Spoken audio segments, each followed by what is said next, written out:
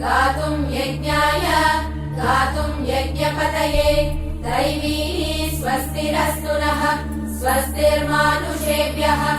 ऊर्ध्वम् जिगातु भेषजम् शं नो अस्तु द्विपदे शं चतुष्पदे ॐ शान्ति शान्ति शान्तिः ॐ सहस्रशीर्षा पुरुषः सहस्राक्षः सहस्रपाद स भूमिम् विश्वतो वृत्वा अत्यतिष्ठद्दशाङ्गुलम् पुरुष एवेदगुम् सर्वम् यद्भूतम् यच्च भव्यम् उदामृतत्वस्येषा नः